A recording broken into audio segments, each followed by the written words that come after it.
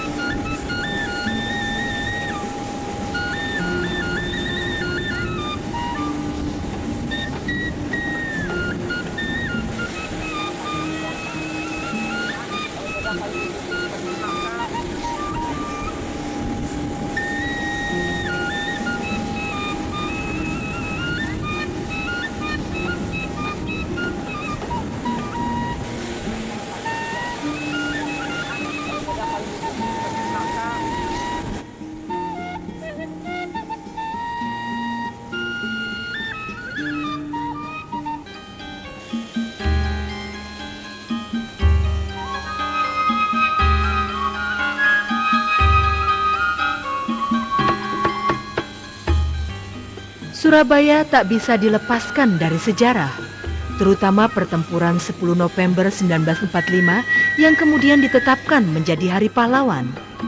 Adapun pertempuran itu antara pemuda-pemuda kita melawan tentara Inggris, Gurkha, dan Nika atau Belanda yang ingin menjajah kembali negara kita.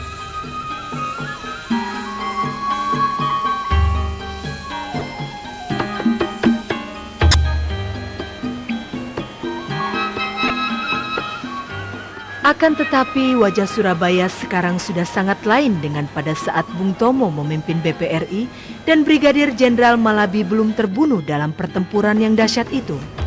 Surabaya kini sudah ganti wajah, sudah menjadi kota megah yang mempunyai gedung-gedung mewah, universitas, patung lambang kota Surabaya, hotel-hotel, kebun binatang, gedung-gedung perbelanjaan dan sebagainya.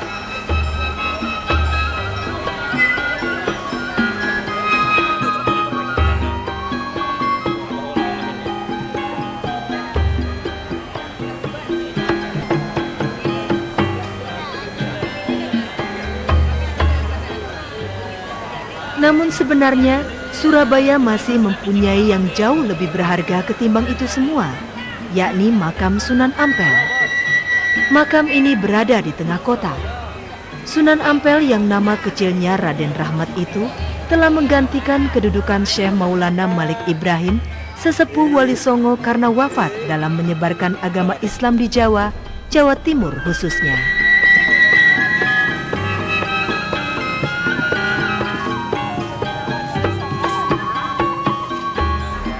Tetapi sayang, kami mohon maaf dan sangat menyesal karena kami tidak dapat menampilkan dan menunjukkan makam Sunan Ampel dikarenakan tidak diizinkan. Untuk itu, mohon dimaklumi.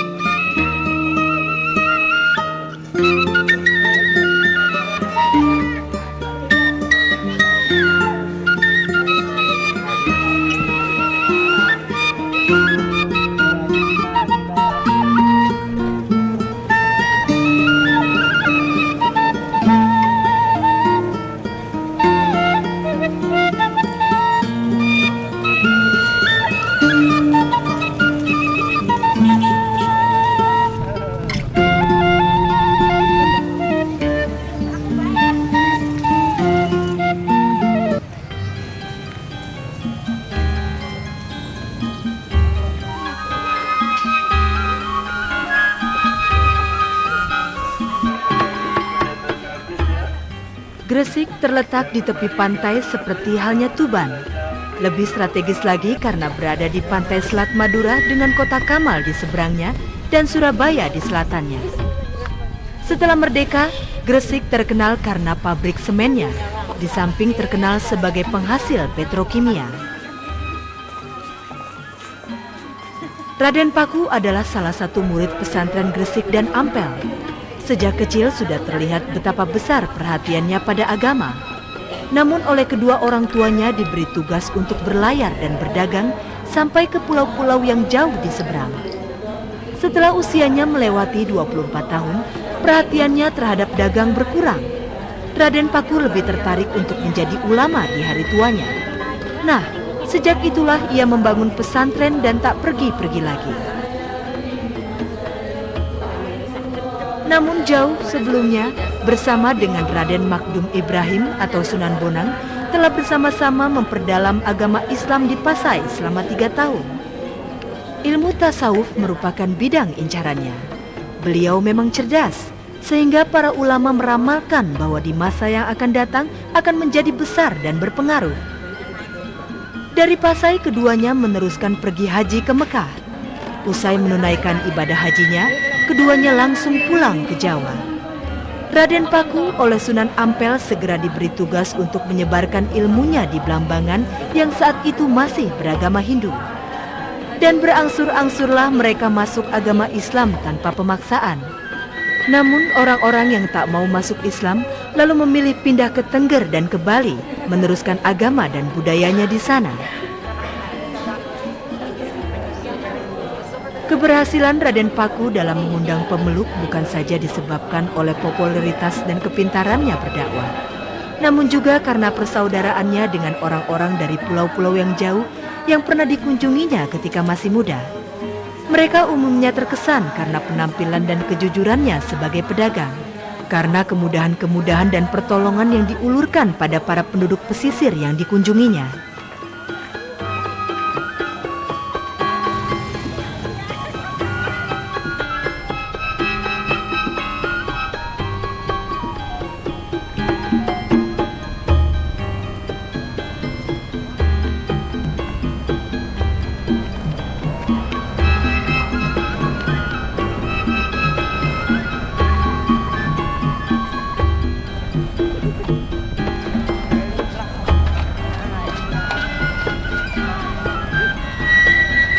Pesantren Giri yang didirikannya kian hari kian ramai, bahkan kemudian menjadi kerajaan kecil. Dan ketika Sunan Ampel wafat di tahun 1498, Sunan Giri langsung diangkat menjadi mufti atau sesepuh Wali Songo. Urusan politik di kerajaan Demak Bintoro pun lalu dipegang oleh Sunan Kalijaga, sedangkan kerajaan Majapahit sudah semakin runtuh. Ringkasnya, Sunan Giri atau Raden Paku berkuasa atas kerajaan Giri antara tahun 1478 sampai 1506. Setelah beliau wafat, diganti oleh Sunan Dalem atau Sunan Giri II.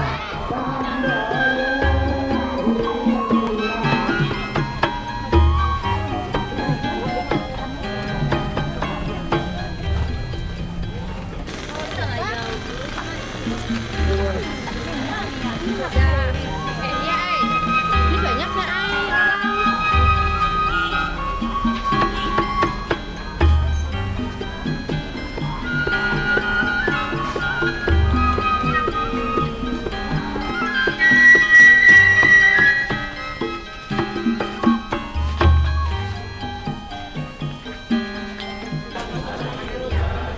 Tuban, sebuah kota kecil di pinggir pantai utara Jawa Timur. Disinilah Sunan Bonang dimakamkan hingga sekarang. Tuban memang kota nelayan, tetapi ada persaingan seni yang unik di antara mereka. Ini terlihat dari perahu-perahunya yang diukir atau dilukis dengan ragam, gaya dan warna yang berbeda-beda. Bahkan pengaruh Madura pun terlihat jelas di sana.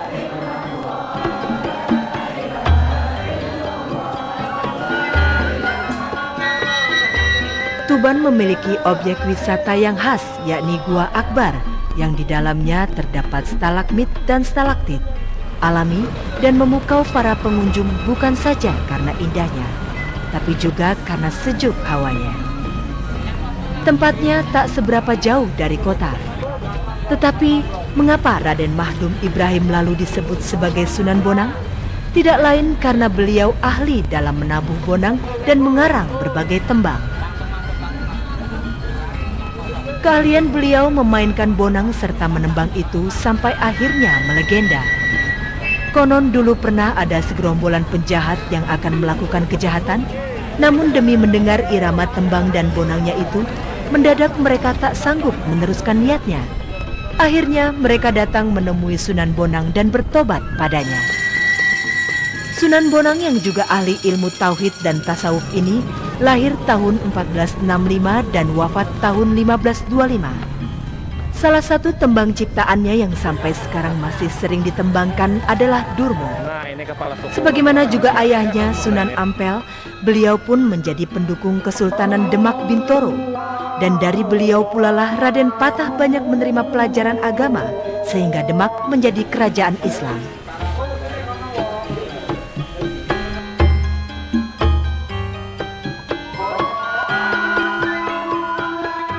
Pesantren Tuban pun jadi sangat terkenal. Banyak santri-santrinya yang berasal dari luar Jawa, tetapi terutama datang dari kota-kota di Jawa dan Madura.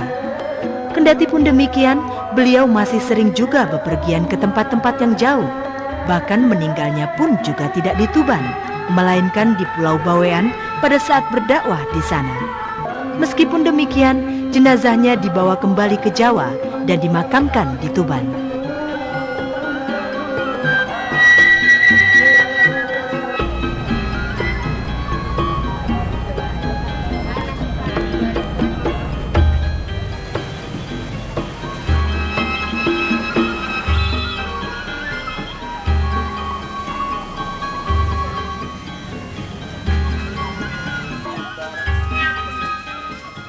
Ringkasnya, perjuangan Sunan Bonang adalah menanamkan pengaruh Islam dengan jalan memberikan didikan kepada Raden Patah, putra Raja Brawijaya V. Selanjutnya memberi dukungan kepada Demak sebagai negara Islam pertama di Jawa. Langkah politiknya ini berhasil. Raden Patah menjadi rajanya. Namun sayang cita-citanya untuk menjadikan Demak sebagai pusatnya Islam tidak berhasil.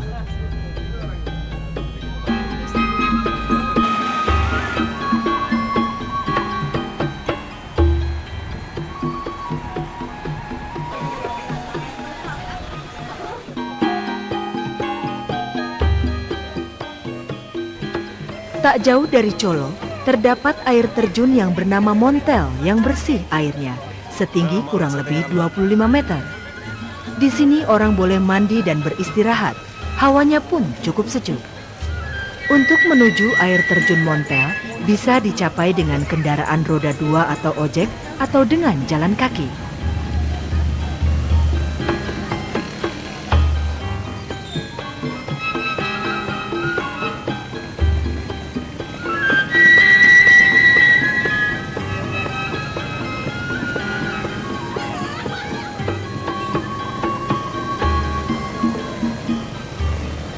Seperti halnya air terjun Montel, untuk menuju makam Sunan Muria dapat ditempuh juga dengan jalan kaki melewati tangga sepanjang 1 km atau naik kendaraan roda 2.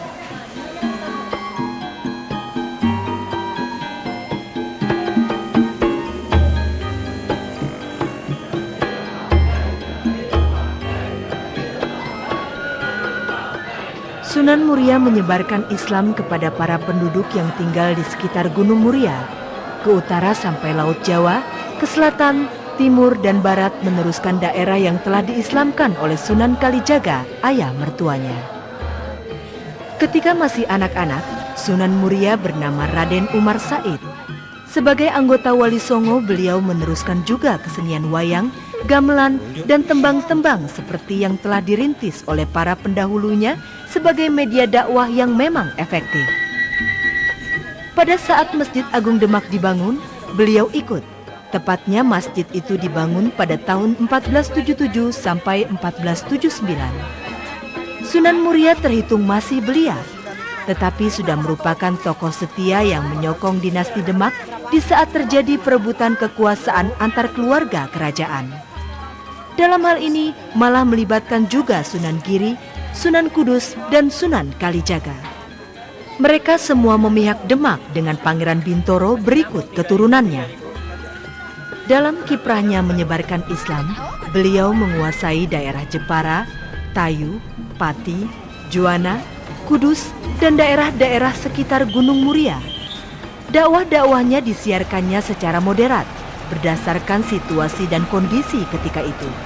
Dan cara ini pula lah yang kemudian disebut sebagai aliran Tuban. Masjidnya yang terkenal disebut Al-Masjidil Aqsa, yang menaranya sudah dibangun 400 tahun lalu dengan gaya arsitektur Hindu. Sunan Kudus dipercaya sebagai orang Jawa yang pernah belajar memperdalam agama Islam di Arab. Lebih dari itu, di sana pernah tampil sebagai ulama yang pintar karena mampu menanggulangi wabah penyakit yang sedang berjangkit.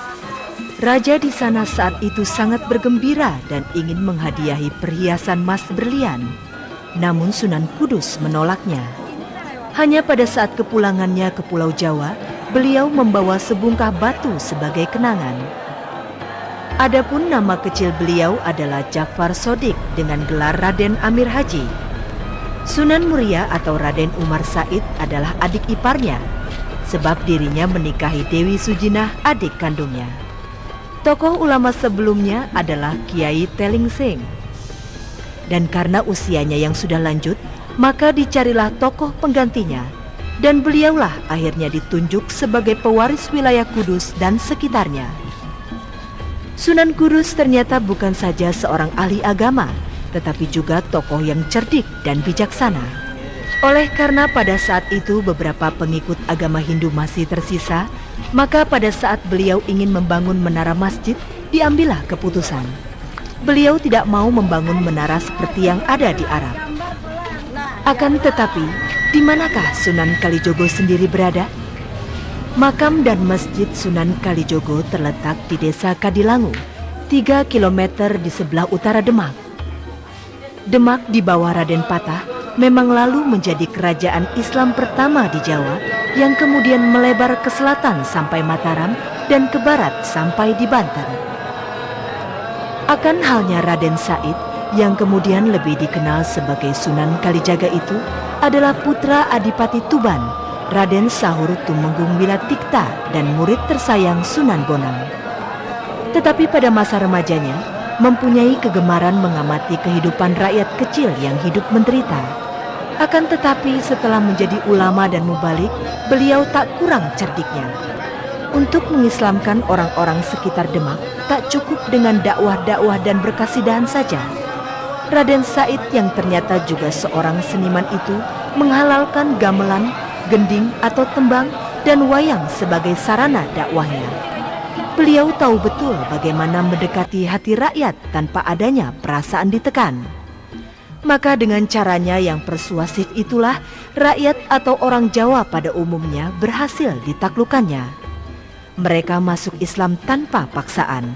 Mereka menerima dengan hati terbuka. Tradisi grebek maulud pun sebenarnya beliaulah yang merintisnya. Dan tradisi inilah yang kemudian dilestarikan oleh Keraton Surakarta dan Yogyakarta, yang lalu disebutnya sebagai sekaten.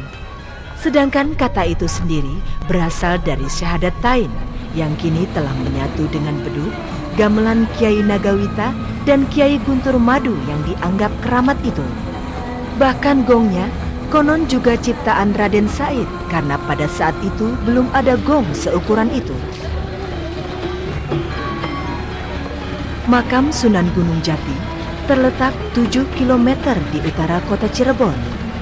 Sunan Gunung Jati dan Fathahilah merupakan dua tokoh penyebar agama Islam yang juga memiliki hubungan erat dengan kerajaan Demak dan Mataram sebagaimana yang dilakukan oleh Pangeran Cakrabuana.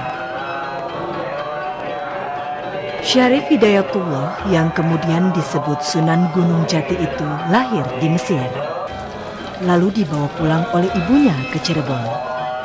Beliau berhasil menyebarkan agama Islam ke barat sampai di Banten dan ke selatan memasuki wilayah kerajaan Pajajaran.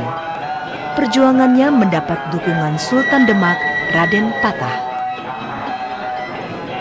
Akan halnya Fathahillah sendiri wafat tahun 1570, setengah abad lebih setelah Syarif Hidayatullah.